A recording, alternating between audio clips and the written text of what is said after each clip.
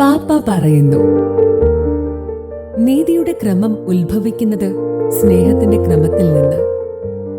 ക്രിസ്തീയ പാരമ്പര്യം എല്ലായ്പ്പോഴും വ്യക്തിപരവും സാമൂഹികവുമായ ജീവിതക്രമത്തിന്റെ അടിസ്ഥാന ഗുണമായി നീതിയെ അംഗീകരിച്ചിട്ടുണ്ട്.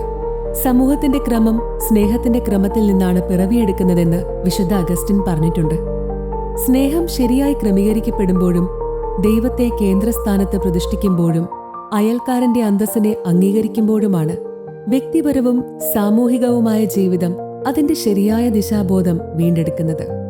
സ്നേഹത്തിന്റെ ഈ ക്രമത്തിൽ നിന്നാണ് നീതിയുടെ ക്രമം ഉത്ഭവിക്കുന്നത്.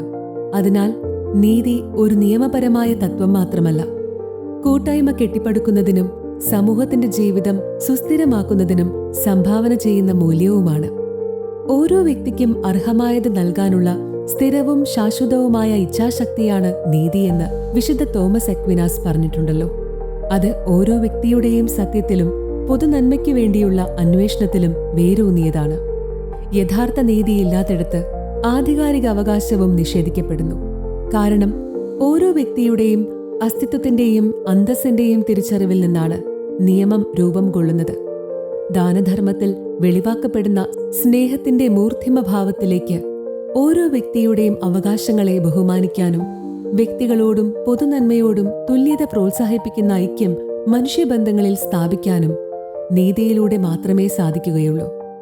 യഥാർത്ഥമായ നീതി വിഭജിക്കുന്നില്ല, മറിച്ച് ബന്ധങ്ങളെ ശക്തിപ്പെടുത്തുകയും ചിട്ടയായ സഹവർത്തിത്വം സാധ്യമാക്കുന്ന പരസ്പര വിശ്വാസം വളർത്തിയെടുക്കുകയും ചെയ്യുന്നു. നീതിന്യായ ഭരണം തർക്കപരിഹാരത്തിൽ മാത്രം ഒതുങ്ങുന്നില്ല, മറിച്ച് നിയമക്രമത്തിന്റെ സംരക്ഷണത്തിനും സ്ഥാപനങ്ങളുടെ വിശ്വാസ്യതയ്ക്കും സംഭാവന നൽകുന്നു. സഭയിലെ നീതി എന്നത് കേവലം മാനദണ്ഡത്തിന്റെ സാങ്കേതിക വ്യായാമമല്ല, മറിച്ച് ദൈവജനത്തിന്റെ സേവനത്തിനായുള്ള ഒരു ശുശ്രൂഷയാണ്. അതിനാൽ നിയമപരമായ കഴിവിന് പുറമെ ജ്ഞാനം, സന്തുലിതാവസ്ഥ, ദാനധർമ്മത്തിൽ അധിഷ്ഠിതമായ സത്യത്തിനായുള്ള നിരന്തരമായ അന്വേഷണം എന്നിവ ഇതിനാവശ്യമാണ്. മാർച്ച് 14 വത്തിക്കാനിലെ കോടതി വത്സരം ഉദ്ഘാടനം ചെയ്തുകൊണ്ട് നടത്തിയ പ്രസംഗത്തിൽ നിന്ന്.